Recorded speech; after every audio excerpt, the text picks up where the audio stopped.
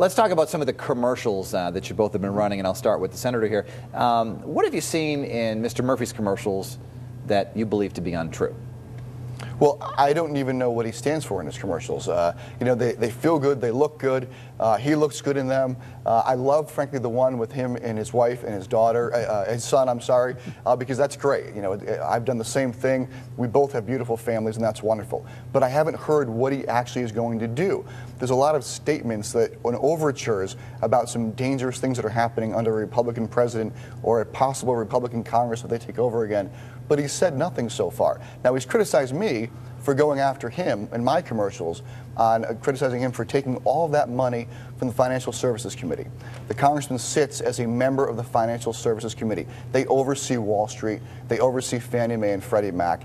2 years ago, when he was running against Nancy Johnson, he was running a list of her contributions from the big pharmaceutical industries and saying, that's why we got a raw deal on Medicare Part D. Fair criticism. But since he's been in Congress, he's raised over $1 million in PAC funds. Over $250,000 of that comes from Fannie Mae, Freddie Mac, Citigroup, JP Chase. It's a valid criticism. It was when he was a candidate, but now he says it's an attack as a congressman. I don't understand that. Congressman? Well, I think it's ironic that David would talk about my ads not talking about me. That's all my ads talk about, because I don't mention Senator Cappiello in my ads. It's, I think, a little bit more difficult for people to understand what Senator Cappiello stands for when more than half of his ads have been full-out attacks on me.